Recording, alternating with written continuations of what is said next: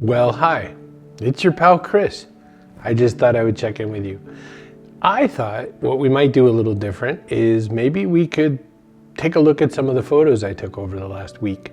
You know, for a show where I talk a lot about taking photos, I don't show you a whole lot of my pictures, do I? Guess it's probably good to do that. So I'll tell you a couple things. So different days I was shooting with different lenses because that's what you do. But I got a lens, I got a refurbished version of a Tamron 28-75. It's a f2.8 lens, which means that it can shoot pretty nice in low light. I think they call it like f2.8 constant, meaning I can get that open of an aperture at any of the distances, 28-75. Sometimes when you have a zoom and you zoom in, as you zoom it takes away some of the potential aperture that you could have. But this one doesn't do that. It was refurbished, so it was less money than what you'd pay. Plus I got it on eBay, so it was great. It was a good price. I'll show you when I start using that lens because it's interesting, but I also took out two of my various vintage lenses. One vintage, one modern, now that I think about it. So I'll show you what I had there too. I had the Canon FD 24mm f2.8, I think it is, f2.8. This is a classic vintage lens for Canon. Beautiful, I love the colors on it. It's a wide lens, it shoots a pretty good size thing. And then for a 50mm, because I was out with a 24 and a 50, I had this, which is the TT Artisan 50mm f2, which is a modern lens, but is still a manual lens for the Sony E-mount. And so those are the lenses I used. What's kind of fun is when I go out with just the 24 and the 50, I basically have just a few choices that I could possibly make. But as the week progressed, I learned something about myself. When the weather is below freezing and getting towards even extra cold, I don't want to swap lenses back and forth because it makes my fingers even colder. So I was so happy when the 28-75 came in, because then I had one lens that I could work with forward, back, and I'm not as much a zoom lens guy, but what I like about this lens is it covers a bunch of distances. So with all that, you want to look at some pictures with me? So this first set of pictures, I'm in Exeter, New Hampshire here, and I see some people out doing some ice fishing. And this person, this jaunty person in his bright orange cap and all that, he's standing next to a bunch of wooden slats, which are, when you're at the edges of this particular river, by the way, it's the Squamscott River, when you're at the edges of the river, it can be a little mushier. So these slats are down there, these kind of pallet sort of things to help you get back to dry land safely. It looked sketchy to me, but he seemed cool with it. This is him and another ice fisherman having a conversation. In the background is this mill that I did all kinds of research on that is all fallen out of my head, but it was a textile mill. It ran from the 1800s, I think the 1870s or 1880s, up until fairly recently. It didn't even have air conditioning until the 1960s though, so it wasn't a super wonderful place to be. Very historic though. Exeter, New Hampshire is full of history as far as the US Revolution and all that, so 1700s as well. The people out there on the ice, the snow fishermen, it was kind of fun. And then this is, if I turned from this picture to the right, you'd see those people and all that. And this is just a gazebo with a nice little light in the front and this person walking by.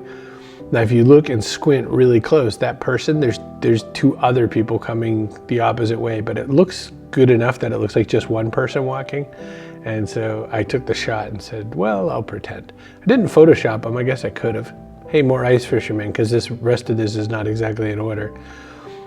And bunch of shots of ice. So I won't go through all of that, but I got really into looking at all the ice. So that's what you get there. So that was my trip to Exeter. And so I thought you might find that interesting.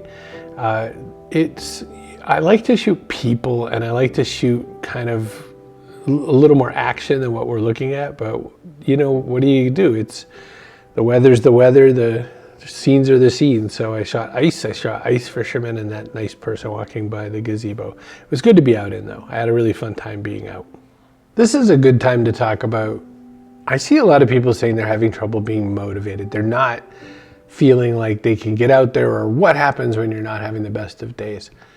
I have a rule to myself now that I go out and I shoot something, anything, even if I'm having kind of a rough day of it. I just don't allow there to be a reason why not. I guess if I end up in a hospital bed or something, and then you know what I'll do? I'll shoot the room that I'm in.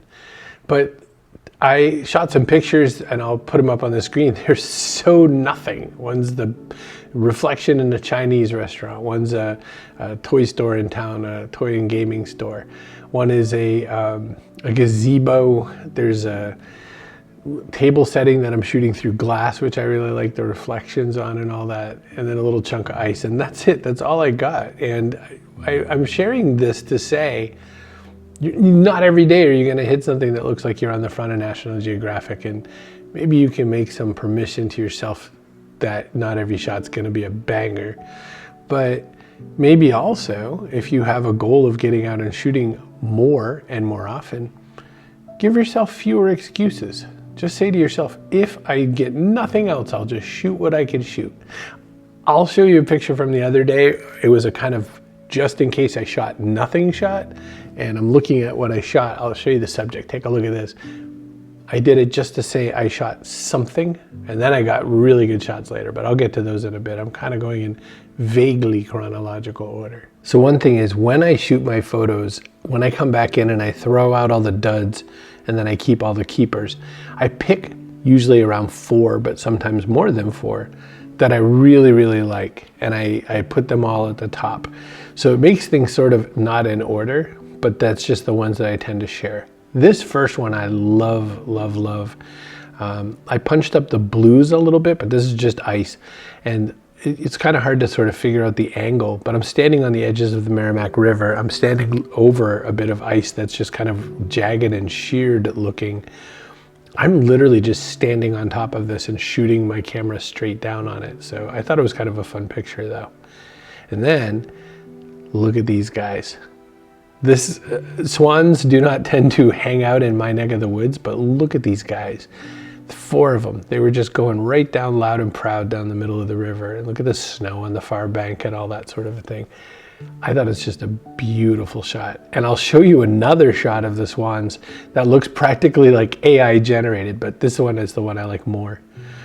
These are a couple of ducks. In the background, that red building is Lowell Boat Shop, which is where they made a lot of the first ever fishing dories. And so it's a very historic place from 1700s.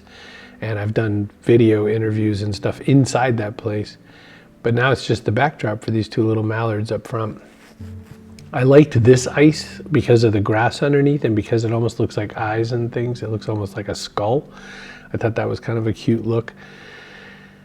Now, because I said this is like the day's shots, this is a grocery store, a little convenience store in Newburyport called Richdale.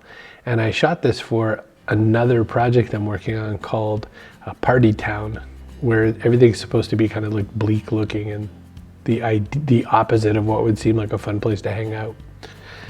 And then this is one of my favorite kinds of shots because it's got working people in it. But I love the night. It's like sun's gone down, it's dark, but my camera seems to make it look bright. Look at the bright lights on the back of the truck that are flashing and everything. It's fun. Not like the most amazing composition ever, but I feel like it tells a story. So now we're back to the non-numbered photos. So this is just a mix again. I'm just gonna find you that one that shows there it is. Look at these swans. Like that looks practically AI. That's the funny thing to say these days, isn't it? But that's how it went. Okay, so I got some swans. Now I've got, let's see, morning time I went to Maudslay Park. And if you look at this photo, I'll have to zoom it up for you. If you look at this photo, there's 4 birds in the air. So I had 4 swans, now I have 4 birds. They're seagulls, as it turns out. And just a couple shots of the sun coming up. I thought it was nice. And then this building against the background. Love the color mix. It's just kind of a nice, the sun's just coming up. And so you get those bright burning oranges against the blue. And I think it's just perfect. Like, it's just a nicely matched set of colors. And then we rounded the corner into a beautiful, beautiful, beautiful experience in the afternoon. So I will show you that. So I wasn't done with Maudslay, as it turns out. But before I get to that, look, here's a shot I took first thing in the morning just to say, if I do nothing else, this is a shot. So it's Kermit the Frog and Lord Ganesh, and just a little bit of a lamp. These are trees. Now the sun is going down. So that's the same tree from the morning with the 4 birds, but the sun's going down. Not as interesting looking. This tree I just think is cool because it's wibbly wobbly. Now look, now we've got the sun going down. I like this shot because you can see the sort of snowy part. You can see where there's tracks, and you can see that the tracks are leading as if you and I could walk towards that sun, or something's walking towards us. So I like that. I like this little green sprouty tree there because everything else around it's dead, and it's like, nope, not me. Oh look, an alien skeleton looking snowman. He had a funny face. The sun's starting to set and I realize I'm out in the middle of the forest. I took this picture of this birdhouse. I thought that was kind of nice. And then I said, oh, I probably ought to get back. So then I'm just about to my car and I'm taking some shots, and I look across the way and I see these guys, and they're just out there having a ball. So I see one, then a couple start to gather. They're just looking for stuff to eat. I see a couple more, and next thing you know, I've got this last little straggler, little tiny thing, and then you got 4 of them. So I had 4 seagulls, 4 swans, and 4 deer. And that's what I got from all those shots. That's the week's photos for you. So I know I asked if you would be up for doing a 30-day challenge. I'm working on mine. I hope you're working on yours. People have asked me, what are we going to do about sharing them? And I said, well, you know what we could do? If you want to email them to me, chris@chrisbrogan.com, then I'll just post them up here. Because, you know, you've come to the YouTube channel. We might as well share them with people. So does that sound okay to you? And if you didn't start. And if 30 days is too much, then do 7 days. It's fine. Just do something with me. I wanted to show you the week's photos for nothing else other than the fact that it was kind of a fun way to share with you. Make you think differently, make you see some stuff. They're not indicative of the stuff I love to shoot, but I just shot what I had, and you can do the same. Sometimes things aren't going to be perfect. They're not going to line up just so, but we could try to make something out of it, right? It's not so bad. Listen, I have Chinese food to eat. I'm going to let you be. You take good care of yourself. Believe that at least one person in this world named Chris Brogan is happy that you're out there, and feel free to drop me a line, send an email, chris@chrisbrogan.com. And if you're having a bad day, tell me about it. If you're having a great day, definitely tell me about it. Just share. I'll connect with you. Great talking with you. Take good care. See you soon.